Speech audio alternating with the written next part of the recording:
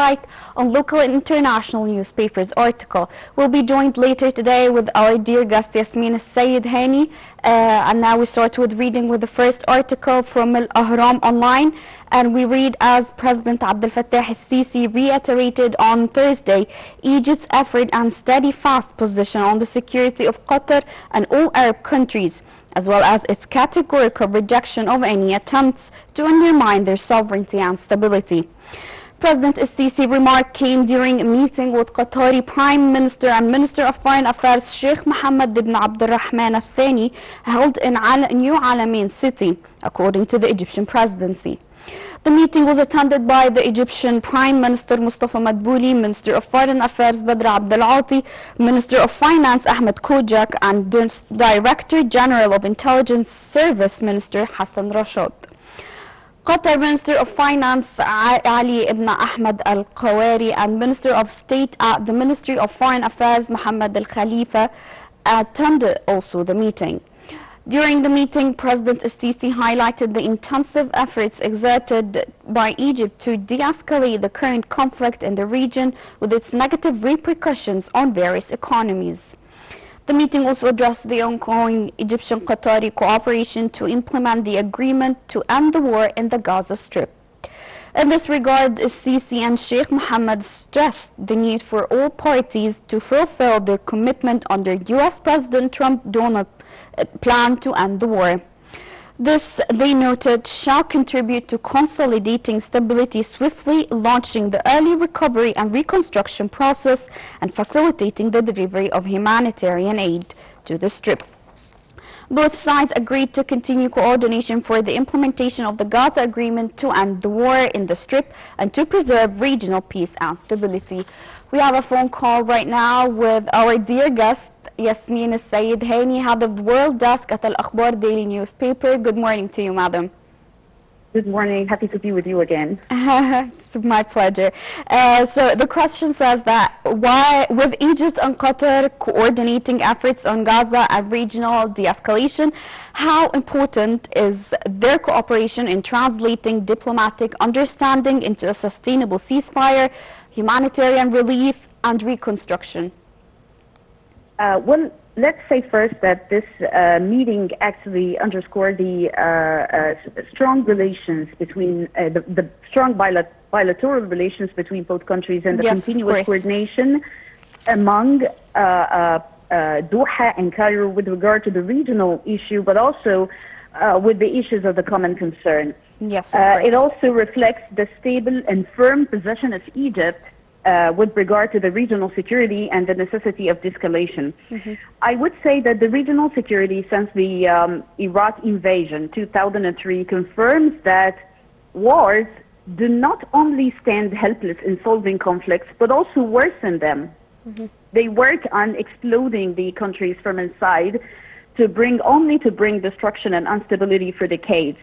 So the meeting actually underscored the shared vision among both countries with regard also to the developments in Gaza and the refusal of the Israeli violations for the peace treaty signed in Sharm el-Sheikh in October 25, and also the stubborn stance of Israel with regard to the reconstruction of the Strip.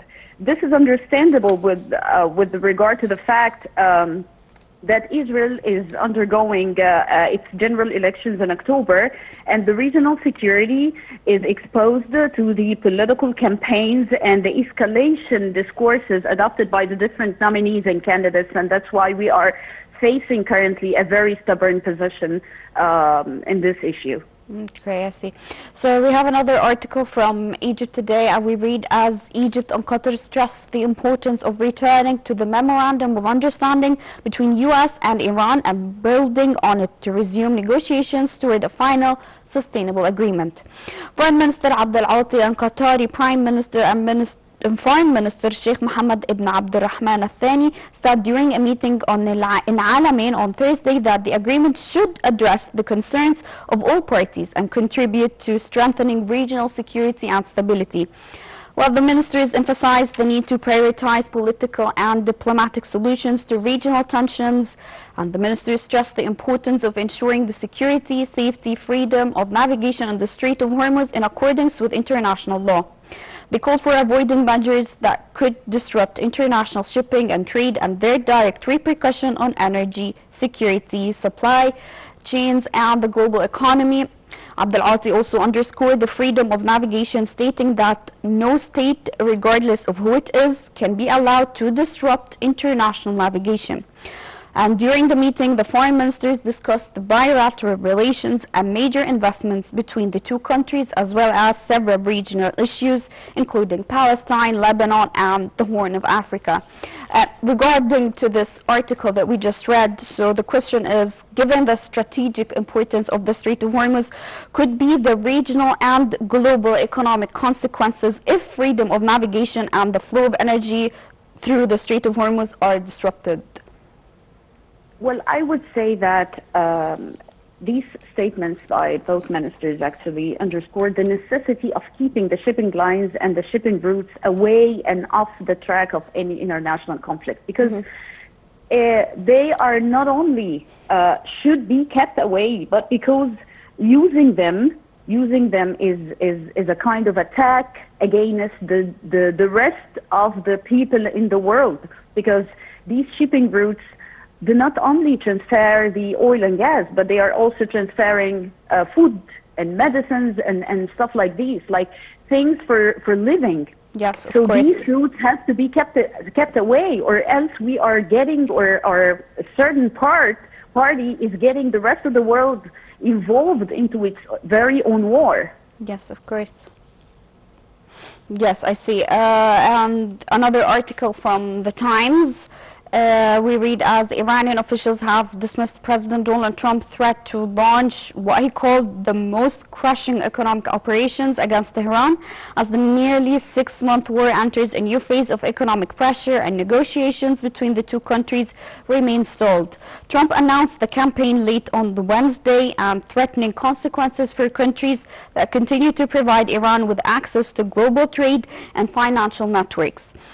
This will be economic warfare and isolation on an unprecedented scale, as he said. A country that allows its financial institutions, business, airports, or the government entities to provide any time of lifetime to Iran will itself face tremendous economic consequences.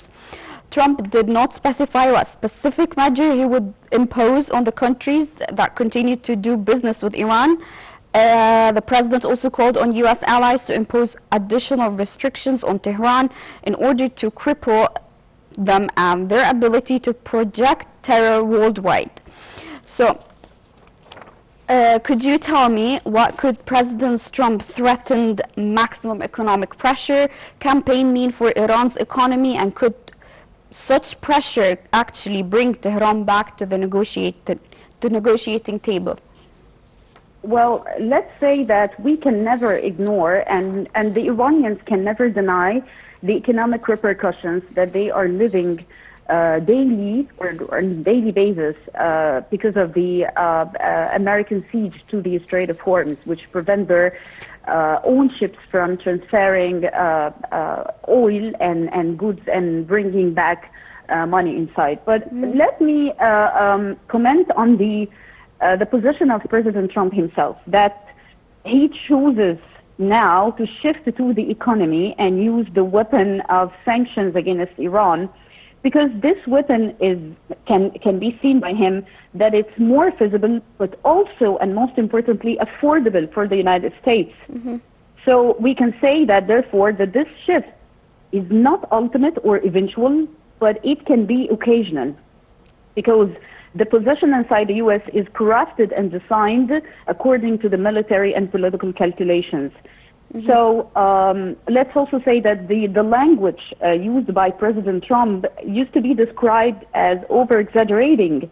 Yes. This comes in line, of course, with his, let's say, jaw-dropping statements. Yeah. And though this might be seen political-wise as a disadvantage, but it's perfectly used inside the political establishment in Washington to keep all the options open. Yeah, His position also come amid reports that there is a kind or a level of volatility in the economic situation inside the U.S. and therefore its economy or the American economy needs not any extra factor that may worsen the situation inside in a very sensitive political time, given the fact that we are less than 4 months away from the midterm elections.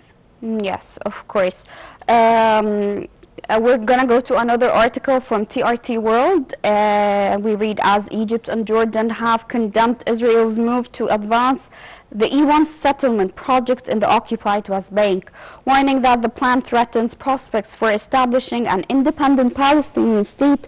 In a statement on Thursday, Egypt's foreign minister said it strongly condemned Israel's implementations of the E1 settlement project, which is said aims to divide the West Bank and encircles and isolate occupied East Jerusalem from its Palestinian surroundings. The minister called on the international community to fulfill its responsibility and take serious steps to hold the violation, while reaffirming Egypt's support for the establishment of an independent Palestinian state along the June 4, 1967 border with East Jerusalem as its capital. Jordan's foreign minister also condemned Israel's decision to tender for constructions of 1,234 occupied Jerusalem. So, the question is, could you tell me why is E1 project considered particularly dangerous to the prospect of establishing a viable and geographic contiguous Palestinian state? Well, this is a very important question. Let's agree first that the danger of the project is not only about building a new and large number of units for settlers in the occupied territories, but also because it affects, by its geographic location, the shape of the West Bank and the future prospects of making a Palestinian state. Because making a Palestinian state is about keeping open or keeping the access open between Ramallah, East Jerusalem, and Beit Lahm. Yeah, so this project actually divides the northern parts of the West Bank from its southern parts, but also isolate the East Jerusalem from the rest of the West Bank with regard to the roads and the infrastructure. And that's why it threatens the possibility of making a future Palestinian state, but also it